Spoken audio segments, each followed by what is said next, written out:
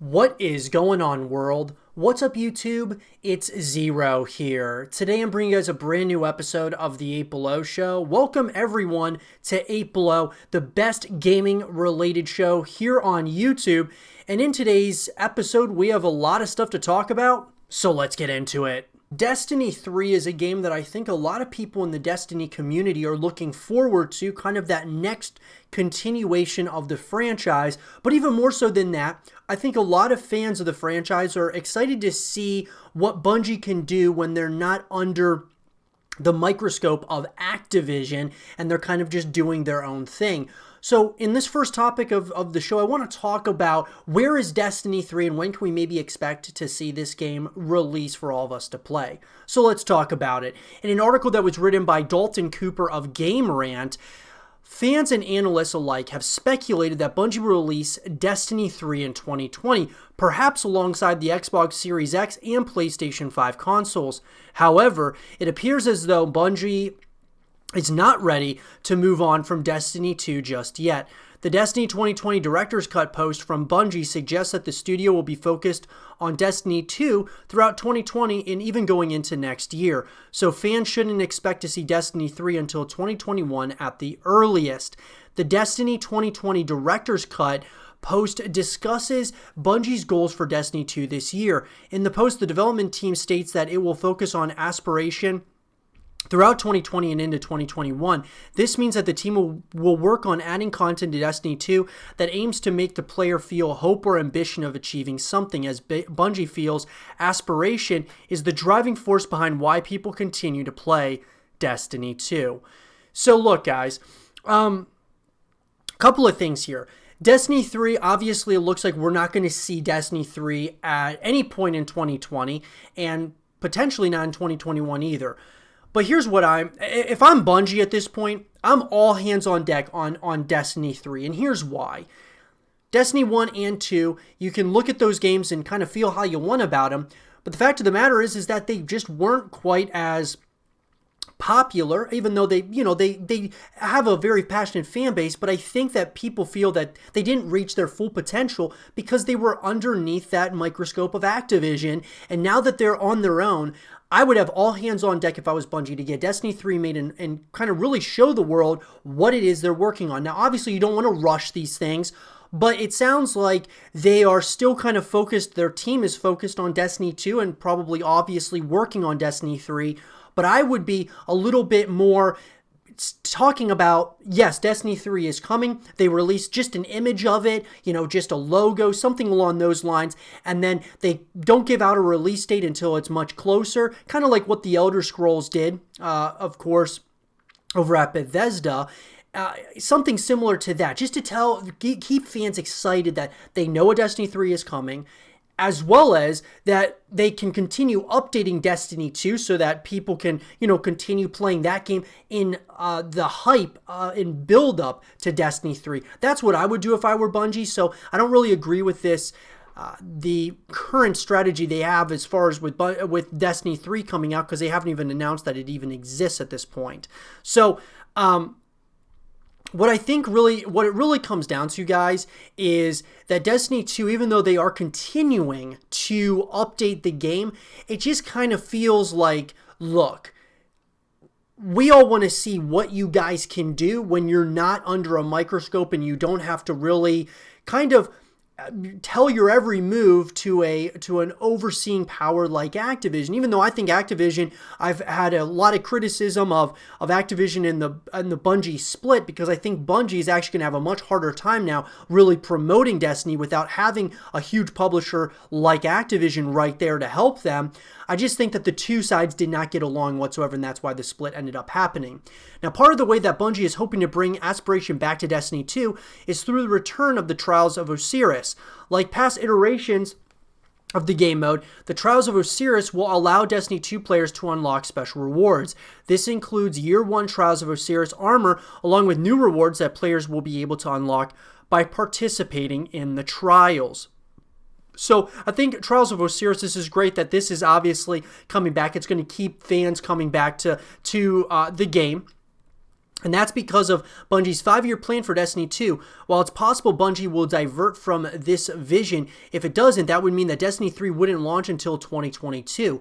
If Destiny 3 is truly that far off, then Destiny 2 fans can count on Bungie releasing a lot of new content for the game between now and then. Fans should be able to expect expansions on the level of Shadowkeep every once in a while, in addition to the seasonal events that the studio has been releasing. Whether or not this content will be enough to create the aspiration that Bungie is hoping for remains to be seen, however. So, at the end of the day, guys, I'm going to say this. I'm going to go out on a limb here, and I'm going to say that Destiny 3 is going to get announced either in 2020 or 2021, and then we won't see the release date until probably 2022 or 2023. So, in my thought process here with what Bungie's doing, they're taking their time. They want to continue kind of doing what they wanted to Destiny 2 that they couldn't do when they were, under Activision. So now I think that that's kind of what they're doing. They're really putting all their eggs into Destiny 2 at this point. And then, of course, as time goes and they continue trying to build that fan base, they can bring out Destiny 3 and make it bigger and better than ever. And I just don't know, in my opinion, what the future really holds with this franchise. It's kind of a strange franchise because even though I think it's got a great following, it reminds me of Halo, but it's kind of almost backwards. It feels like Halo had its success in the beginning, and then as time went, it kind of started to go a little bit downhill. This feels like it was downhill, and now they're trying to get back up out of that, out of the rut that they're in, and that might be Destiny 3. So it might just be kind of like a role reversal almost, or kind of a backwards type of franchise here. It's hard to say, but I think Destiny 3 is something that needs to happen for Bungie. It needs to happen for the fan base, and I believe that if you have a game that you're not under an overseeing eye like Activision, you're going to have more creative freedom. But it's also a question is, are they going to be able to really push this game to the masses and get a ton of people on board with Destiny 3 when obviously the first two, people like them, of course, but maybe a little bit underwhelming to what a lot of, studio and developers as well as fans would maybe think at this point with Destiny. It's been maybe a little bit underwhelming. But that's one man's thoughts. I would love to hear yours in the comment section below. What do you guys think about Destiny 3? When do you guys want this game to come out? Do you want them just to take their time? And what new abilities or new things would you like added to Destiny 3? Let me know, like I said, in the comment section below. And for more Destiny 3 content and videos, stay here with Zero TV. As a lot of you know on my YouTube channel, I love horror games, and one of those franchises that I've wanted to see make a continuation, but all of a sudden just kind of disappeared without really any explanation as to what happened to this franchise was Condemned. A franchise, guys, a first-person horror video game that I thought was terrifying at moments. And of course, the first game, Criminal Origins, was pretty terrifying. And then the second one was kind of a downgrade. But I want to talk about what happened to this franchise. So let's get into it. So in an article, guys, that was written by Ethan Butterfield of Game Grin. Now, as I'm sure everyone out there can relate, the announcement of Middle-earth Shadow of War has got me more excited than if they announced Haze 2 at any point in the future, ever. However, the announcement from Monolith Studios leaves a bit of weird question left to be answered. One that sure may not be on everyone's minds, but left me pondering nonetheless. With the recent success of the new Lord of the Rings-based franchise, where does that leave Monolith's previous success? Condemned. For those who aren't sure, Condemned was a 2-game series that was based around detective work, suspenseful storytelling, and real atmospheric horror. You, the player, took control of the investigator Ethan Thomas as you searched for the truth in an ever-darkening world filled with the good, the bad, and the downright insane. When ranging the two titles on levels of quality, it can be said that Condemned Criminal Origins was more or less the better of the two. Not to take anything away from Condemned 2 Bloodshot, though, which is still a strong entry as far as video games go. And when discussing Condemned 2 Bloodshot, however, the results were tweaked a bit. More supernatural elements began entering the fray, and some not for the better. Fans of the series still enjoyed the gameplay and praised the advanced detective system that were prominent features throughout, but the horror and overall sense of mystery that really brought the first title to life were more or less deflated after those events were outright explained to them. Still, the game itself did very well and was another success for Monolith Studios, so much that the studio even thought of making a film adaptation to capitalize on things. So look, both games, guys, actually, sold relatively well, but Condemned 2 did not sell as well as the first one, and so I think that's part of maybe what actually happened in the franchise, because when you look at these two games, you would think that, oh, they're just going to continue making these. This could become like a Silent Hill or something along those lines, maybe even a Resident Evil, just kind of a different type of detective-based game. A lot of this also came down to multiplayer, I think, was another thing that came into Condemned 2 that the developers seem to somewhat regret, because if we go over to Condemned Criminal Origins, that Wikipedia page, it came out, guys, in 2005. It came out on the Xbox 360, and Microsoft Windows was a version later released in 2006. Now, this was a game, guys, that did pretty well. It really did. It got, a decent amount of praise and such for of course, just had some good reviews based on like the detective nature of this game and the action and such, as well as the scares within the game. Now, there was the sequel that was Condemned 2 Bloodshot, guys, which came out later on. And when this game did finally release over in 2008 on the Xbox 360, PlayStation 3, it actually, you would think, would have done a lot better.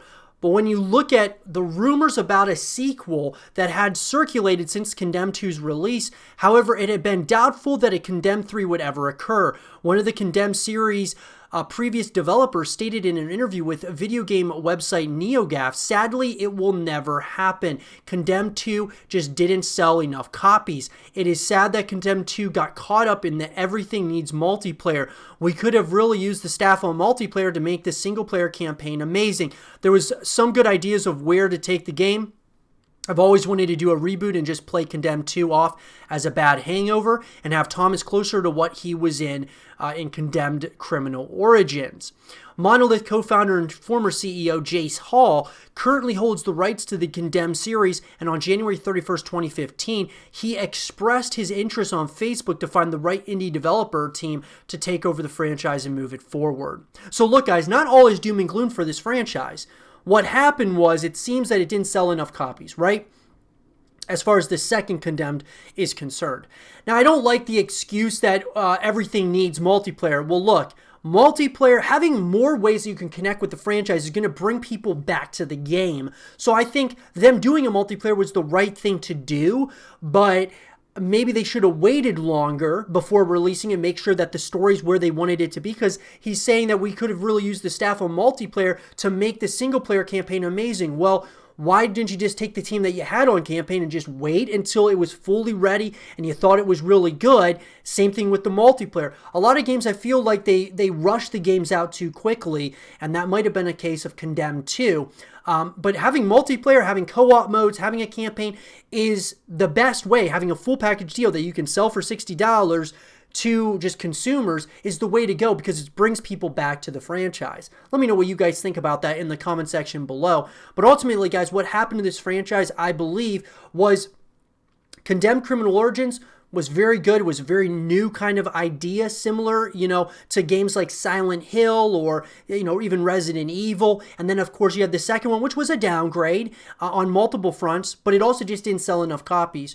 Would you guys want to see a revival of this franchise? Because obviously Jace Hall over at Monolith is kind of open to the idea of having another indie developer take over the franchise. Let me know what you guys would like to see in a Condemned 3, should that ever come out, in the comment section below. And for more Condemned content and videos, stay here with Zero TV.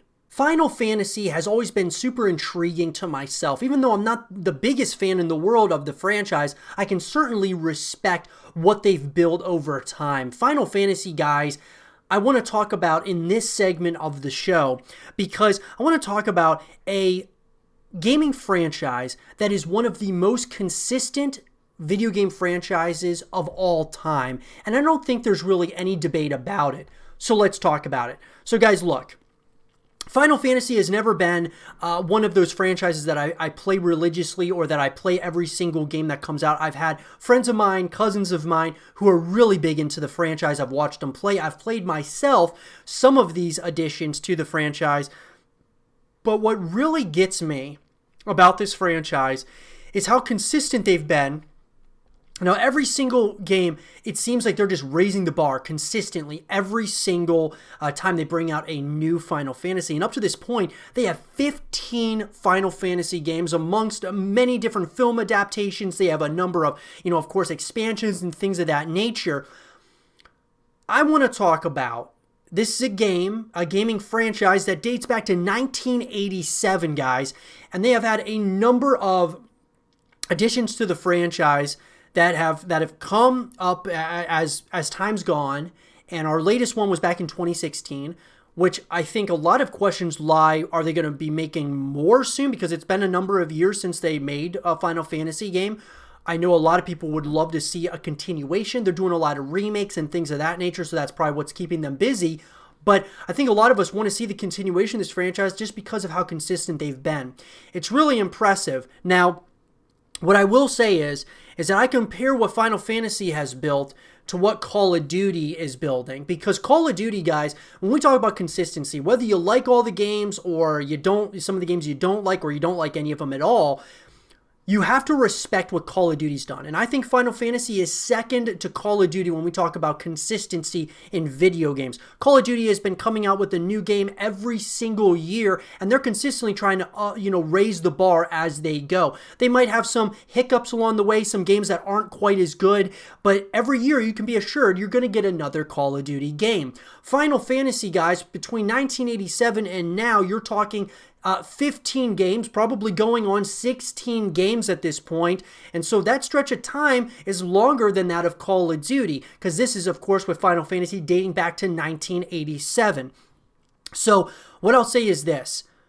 It doesn't just come down to the amount of games that you're making every single year. What it comes down to is a number of things. Is that sustainable?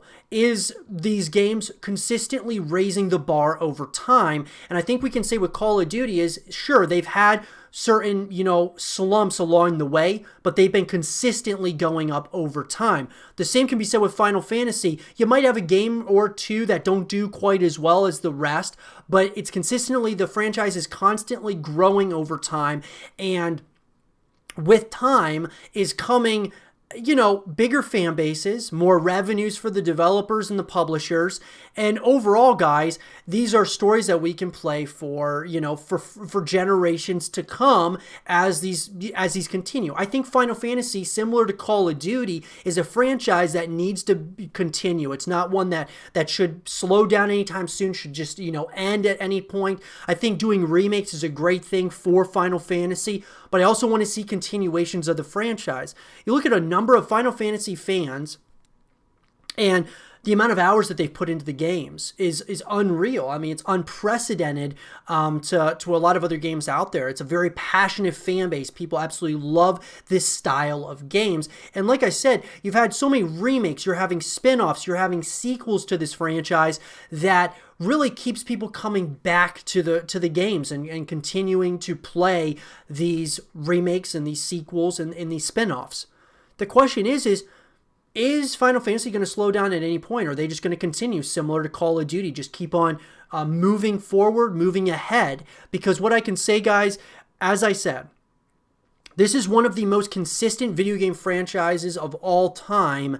And I want to see a series like this continue over time, because I think that it's obviously a franchise that deserves to coexist with the rest of gaming. It's a fantastic game as well, as far as just from a viewership perspective, from playing wise, the story is so rich and such. some of it is actually kind of intimidating. It kind of reminds me of like World of Warcraft, where you know, if you're just jumping into the story, you almost have to play those older ones to understand kind of what's going on at times. And sometimes that can be a little bit, you know, at times you might feel to yourself that, hey, you know, I don't even want to go there. I don't even want to start playing it because I have to, you know, start from the very beginning, and it's very, you know, gruesome because when you look at it, it's, you know, 15 games at this point. That's a lot of games in a franchise. And so Final Fantasy, though, guys, as I said, very special franchise, and I think it needs to continue, and I'll definitely be making more videos as we go here talking about Final Fantasy 16 and what the future might hold for this franchise. But I want to know from all of you guys, what do you guys think are the most consistent games in video game history? Let me know in the comment section below. I gave you 2 of the tops for me, that being Final Fantasy and Call of Duty. But I mean, we could put a number of other games in there. You could talk about the sporting games like MLB The Show or Madden or a number of other games. Let me know what your guys' top 3 are in the comment section below. And for more Final Fantasy content and videos, stay here with Zero TV. And with that being said, everyone, I hope you guys did enjoy this episode of The 8 Below Show. And if you guys did, leave a thumbs up, subscribe if you're new, stay positive, and as always, I'll talk to you guys all in the next one. Peace.